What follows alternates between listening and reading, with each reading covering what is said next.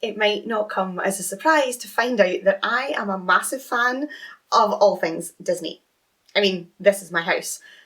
I'm also the person who had Disney references peppered throughout their wedding and then went to Disneyland for their honeymoon.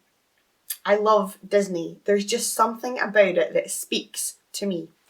I grew up in the 90s, in the height of the Disney Renaissance.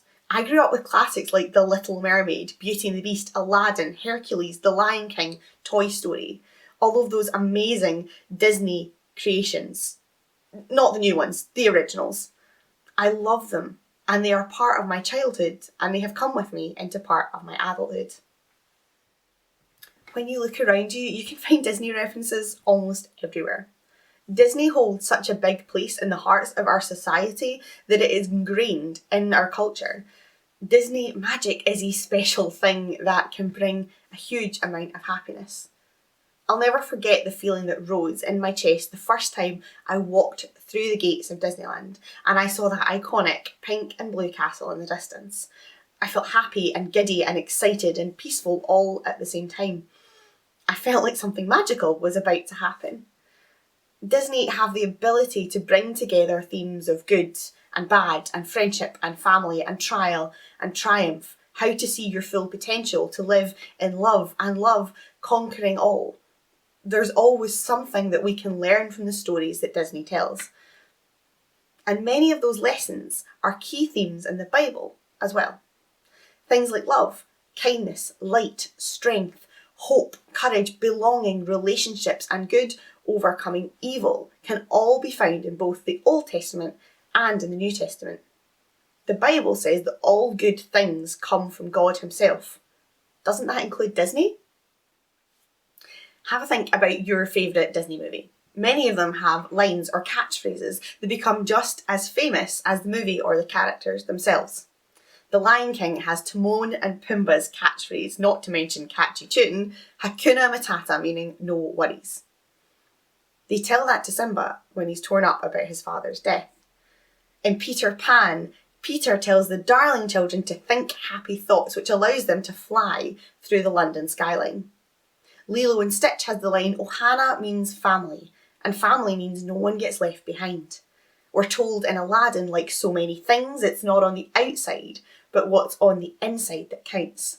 And then there's the ever-quoted, just keep swimming from Finding Nemo. The Bible teaches in Matthew 6:24, therefore, do not worry about tomorrow, for tomorrow will worry about itself. Each day has enough trouble of its own.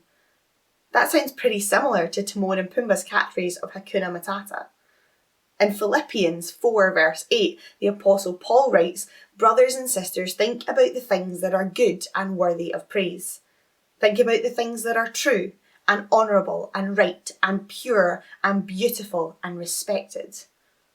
Like Peter Pan's think happy thoughts, the verse teaches us to meditate or focus our minds on the good things around us and not wallow in the bad stuff. The Gospel of John tells us in chapter 13 verse 34, a new commandment I give to you, love one another as I have loved you, so you must love one another. John is quoting Jesus here, and Jesus always treated his followers like family. In this verse, he's telling his followers to love one another in the same way that he has loved them. When we follow Jesus, we become part of his family, and being part of Jesus' family means that no one gets left behind. Sounds a bit like Ohana, doesn't it?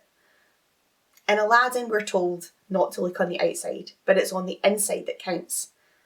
There's a story in 1 Samuel chapter 16 verse 7 where God says to Samuel, the Lord does not look at the things people look at. People look at the outward appearance, but the Lord looks at the heart. Samuel was actually looking for a new king for Israel, and he was looking for someone who looked the part of a king. But God told him, it's not about what someone looks like. It's about what's in their heart. Just like in Aladdin, he looked like a prince, but that didn't actually make him a real prince. It was more about what was in his heart. And that's what God, and that's what we should be more concerned with. Finally, we have Dory's mantra of just keep swimming. Just keep swimming, just keep swimming. It speaks to her perseverance, her determination to keep moving forward and reach her goal. In Romans chapter 5 verses 3 and 4 it says this, we also have joy with our troubles, because we know that these troubles produce perseverance, and perseverance produces character, and character produces hope. When Dory had lost her way and she didn't know what to do, she persevered. She kept going, which helped produce her character and also produced hope. The Bible is full of stories of hope, perseverance, love, kindness, courage, finding yourself and encouragement, just like the stories that we see in Disney. That doesn't always mean that life is perfect and happy all the time, but it does mean that there is hope and light and good to be seen in every situation. And those good things come from God. Even though life isn't always easy, Christians believe that Jesus promises to be with us throughout all of it. And that is the hope that we can always hold on to. Finding joy in difficult circumstances can be hard, but if we can be on the lookout for the good things that we are thankful for each day, we can find hope no matter the situation. In Disney movies, we normally see our hero start with a difficult situation, the loss of a parent, poverty, rejection, identity crisis, but they always turn it around with the help of those around them. In the same way, when we hit hard times and difficult circumstances, we can turn to God, who will help us turn it around. When we focus on the good things that come from God, we can find hope in all situations.